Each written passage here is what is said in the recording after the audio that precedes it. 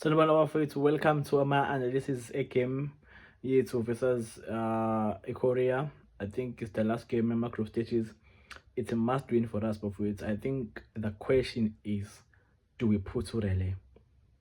Because excuse me, if first game versus in Mexico, we tried having a defender 5.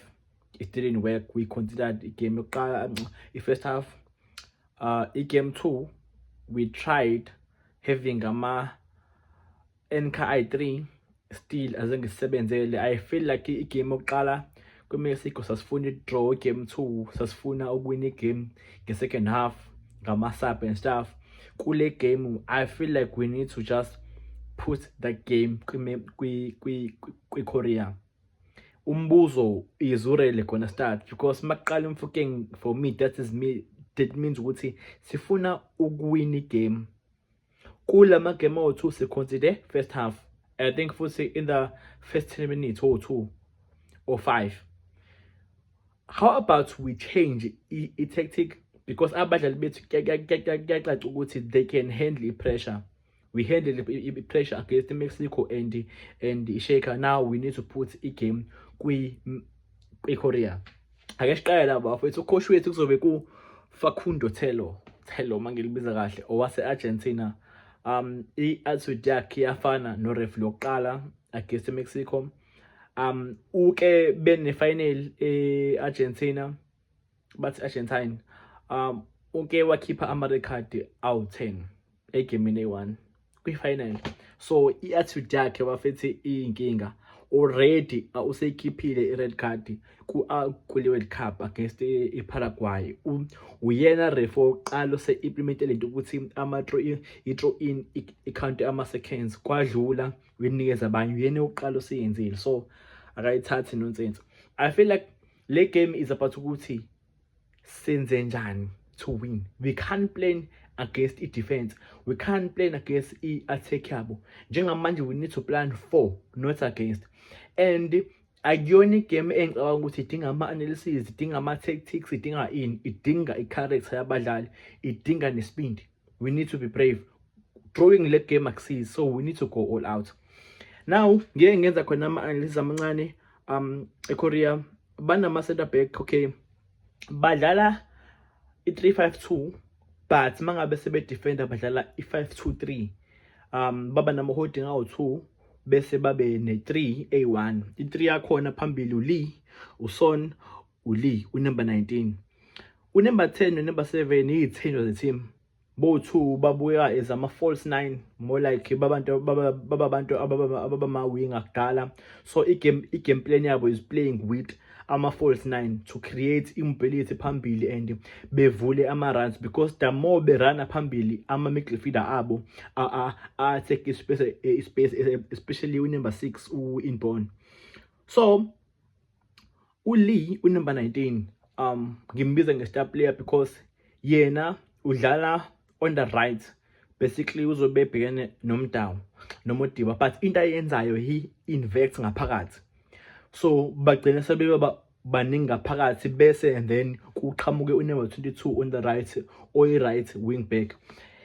Yena unumber 19, he plays as a number 10. He inverts lo wangempela ukuthi abe straight laba between uSon. So we need them midfielders ahlakaniphile. Ama-center back abo awu-2, u4, number 4 uMinjai bese kuba number 3 uLee. That is our target man bafethu. Number 4 is a bully, strong, but number 3 is our main man. Uyena umuntu emele singene ngayo. He fails emoyeni, uyahlula uslow foot, uyaconsider ngisho ama-yellow card. Once sangena ngayo, I'm telling you, you're gonna get some penalties. The reason why ngiqala mina, reason why ngibuza Urele is because I can see ukuthi labantu badlala ngama-midfielders are very quick and compact.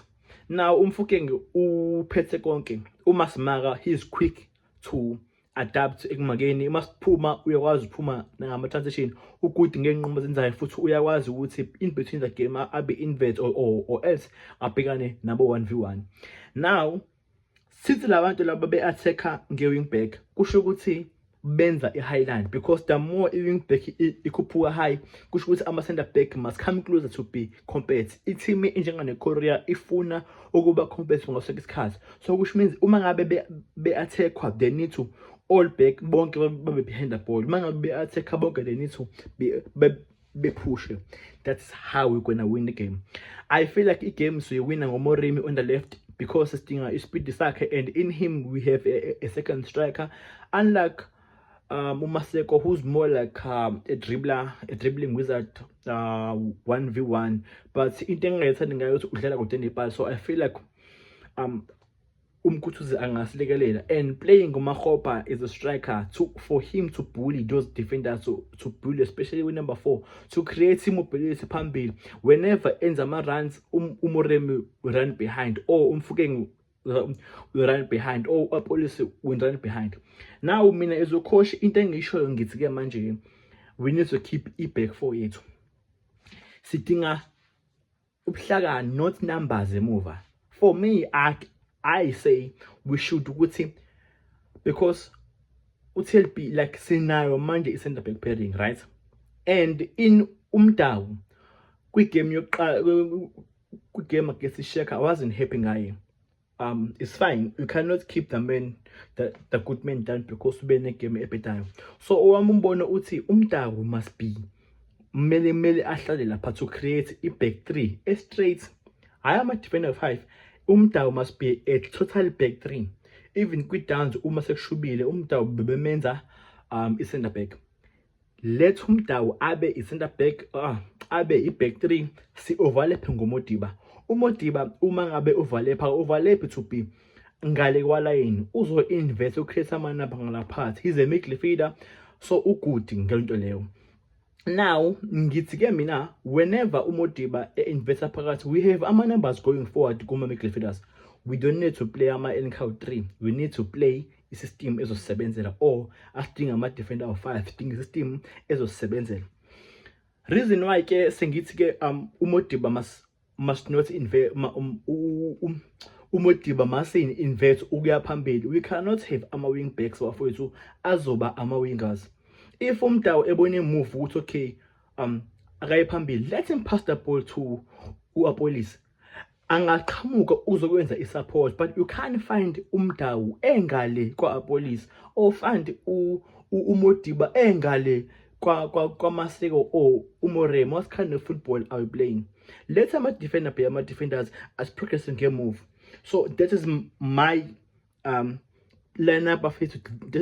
This is my analysis. So sengivala bafethu, labantu laba bazosinikeza igame on the left, bazosinikeza ku left wethu, because uneba 22 wabo overlap ngalendlela lesimanga. So sidinga ukuthi thina sibe nespeed kwi left wing wethu, sidinga a natural left wing eUMoremi, bese on the right sidinga uApolice to cover up the system, to ensure sigcina ibhola and siyaconnecta ama dots in between. So that is my lineup bafethu. Danko.